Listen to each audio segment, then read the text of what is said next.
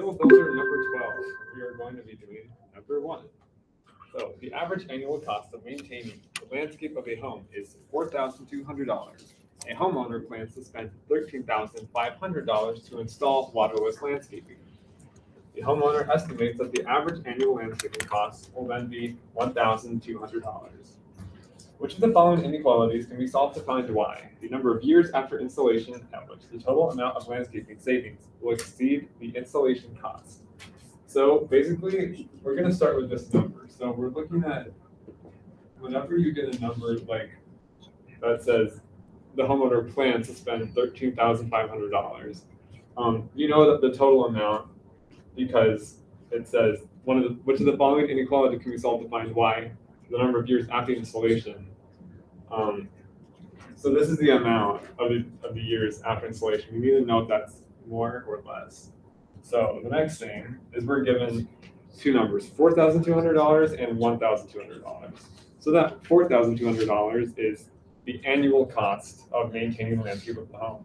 But because they've installed this water system, they save $1,200 per year because that's the average landscaping cost.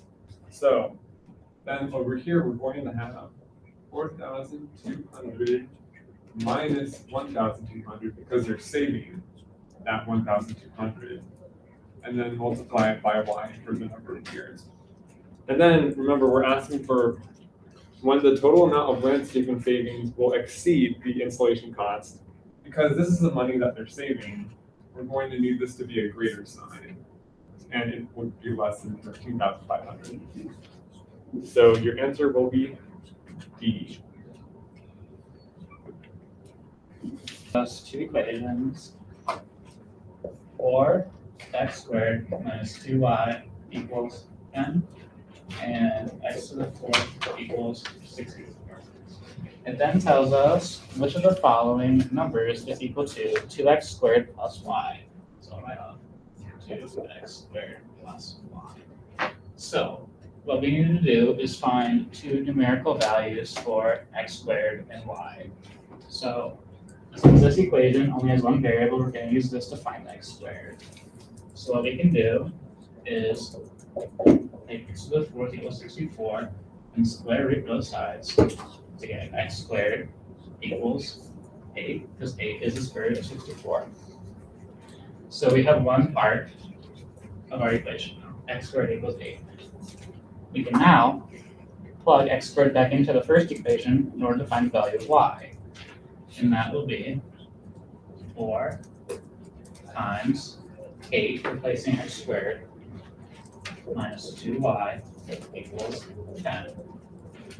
From here, 4 times 8 is 32, minus 2y equals 10. You're going to subtract 32 from both sides. You get negative 2y equals negative 22. And then you're going to divide by negative 2 to isolate the y. And you get y equals 11. So we have our y value as well. So we only have numbers in our equation now. So you can do 2 times x squared, which equals 8, plus y, which equals 11, to get 2 times 8 is 16, plus 11 gives us 27, which is answer D. Basically, you're asked to find a perpendicular line because it says the two lines form a right angle. So you're given this one line that has a slope of -2 that intersects with another point at 2,1. So they both share this point. But since they're intersecting at a right angle, they're going to be perpendicular. The other line is going to have a slope that is the opposite reciprocal. And that basically means you take this number, so which is actually -2 over 1, and then you flip it to make it -1/2, and then you also make it negative. Or you just, if it's positive, you make it negative. If it's negative, you make it positive. So then that -2 of your slope becomes 1/2, so you get your perpendicular slope. And so then from here, you're just going to plug in your point into point slope form. So y minus 1 equals 1/2 x minus 2. I'm going to simplify and multiply 1/2 at x, as well as the 1/2 and the -2, which would be -1, and then you're going to add 1. So your answer should be y equals 1/2 x, which is not an answer yet. Okay. So then you have to plug in the point where the line M intersects the x-axis. So when a point intersects the x-axis, you're going to know, if you have a coordinate plane here, that your y value is going to equal 0 if you have any point along this axis. So you're going to set this equation equal to 0. And when you make, and because this is 0, and you can plug in 0 for y, multiply both sides by 2 to isolate x, and you're going to get 0 for x as well. So your answer will either be B or C. Now you just have to plug, no, it is B, never mind. Because you already know that your y value is 0. So your coordinate point is 0, 0, and your answer is B. Number 4 says, in a competitive race, participants must swim S meters, so S equals meters, by B kilometers, and run R kilometers. Olivia completes the race in X minutes. Which of the following expressions represents her average speed y in meters per second? So, what we're doing is creating an equation that is in meters per second. So, to get the average speed of her race, we would need to add each of these together and then divide it by her time to get distance over time. But they are not all in the same units. One is in meters, 2 are in kilometers, and this is in minutes, not seconds. And we want meters per second. So, in order to convert B and R into meters, we are going to multiply them by 1,000.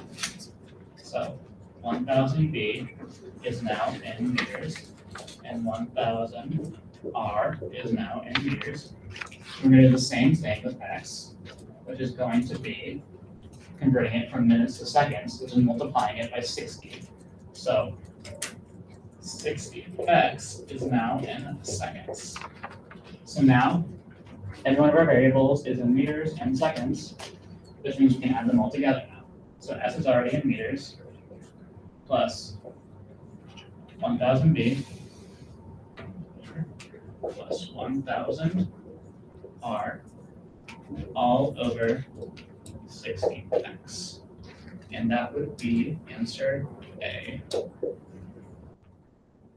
So you're given f of x equal to x to the third over 2x plus 5, or g of x function. So this is just another function. It might have a different name, but it's still just a normal function. X squared plus 1. And you are told to find f of g of x.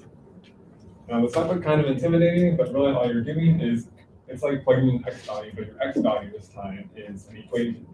So you're going to take that f of x, and then wherever you see an x in this f of x equation, you're going to put in the entire equation of g of x, so x squared plus 1. So f of g of x is going to equal, so first you're going to look at this x, and since you're replacing all your x's with whatever g of x is, you're going to make that x squared plus 1 to the third. So this is now becoming your x. And you're going to do the same thing on the bottom. So since there's an x next to that 2, I'm also going to put in an x squared. I'm going to put in an x squared plus 1, and then keep adding that 5. Now, you're going to simplify the bottom. I'm not going to simplify the top because it's a little complicated.